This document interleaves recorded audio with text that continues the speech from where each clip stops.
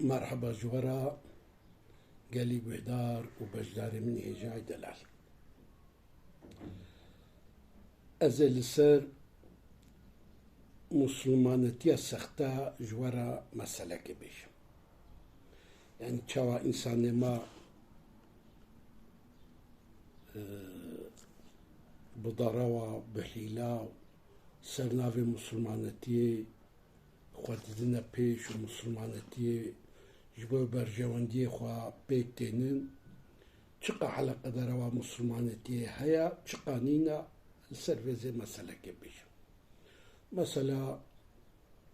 زنا حلال دكن كس تشتكنا بيجي قتلي حلال دكن كسنا بيجي ماليتي ما تخون كس تشتكنا بيجي دزيت كن كسنا بيجي طالاني دكن كسنا تشتكينا بيجي ويراني دكن زاني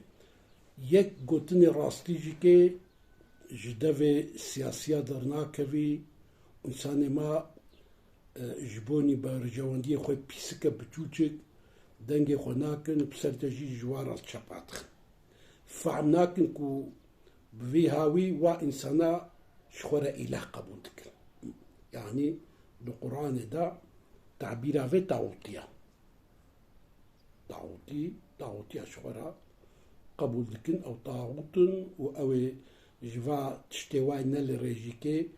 الشبقة دخن طاوتين عسكري طاوتانا يا سربي زي مسألة كبير أحمد السليمان بولات مدى ولو هالكس نافي بيستا أغاكي ومريايا بيروكي أو وچن زلامي خواد دچنا بامدي قندكي أو جي قندكي ومريايا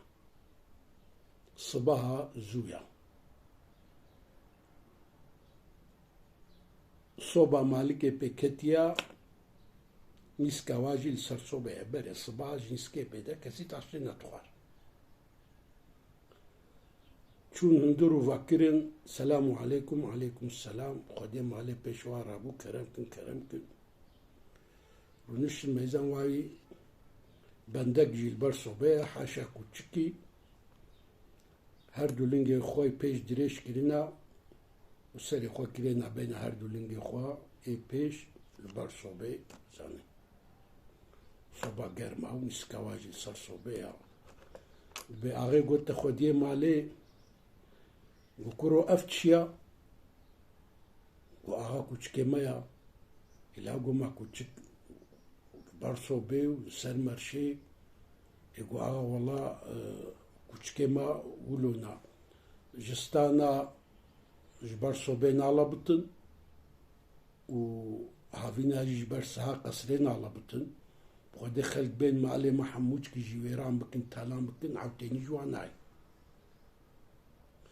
بوقتی ولو قد یک جغلامه آغیر ابو سرخوا فیشک دا بر تفنگه و دوی تفنگه کرا زکی کوچک آغی گوتی گو کروتی چپکی و آغا والا زنما غلام تیاتت کم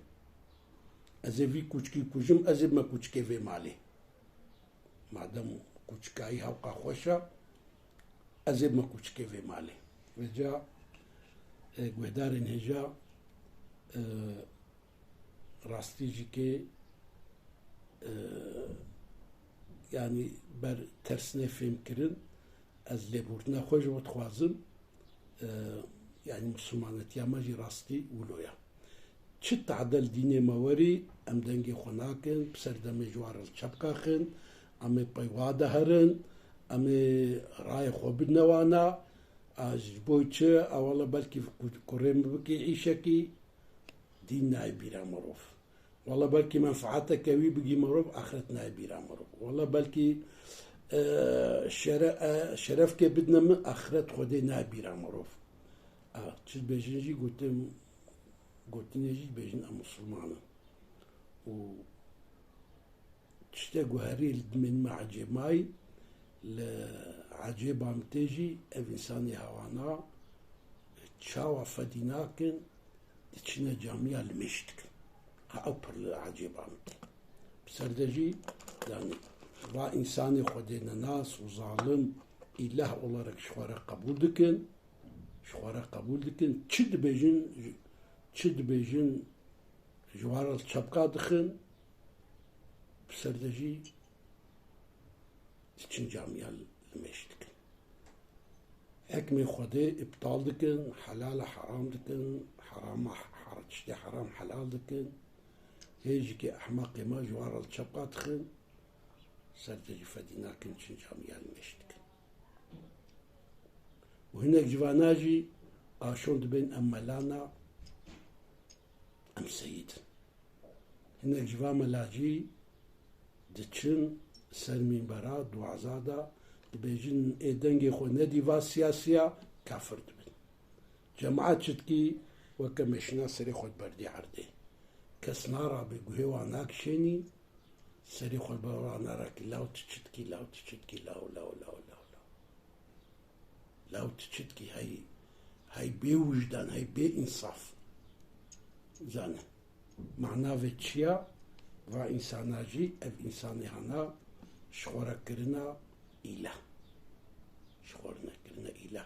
ئەیەبتەغون عندهم العزة فإن العزة لله جميعا ئەو دخوازن گولجەم وانە شخۆرە شەرەفەکە چێکن خۆ بکنە شەرەف حال بکی شەرەفە مەزن یا خۆدایە شەرەفە مەزن ئەوە گۆمەڕۆ جەم خۆدێ بشەرەف بی هاش خۆ هەبن تشتێکی هندێک ئیمان دچی تشتێکی هندێک ئیمان دچی دایدە بخێر و خۆشی بە ئارامی بۆ ئاشتی مینن ئەز هێویدارم بۆ ئەم مەسەلە ئاغێ کوچک و غولام و ji bo gel tişta ji me re bibî ders û ji me re bibî bînek zanê dwarê olî de dwarê bawermendiyê de dwarê welatparziyê de di her tişî de ev ji her însana re li cem me gor me bîneke mezin e dihedê bi xêr û xweşî bi aramî bi aşîtî mînin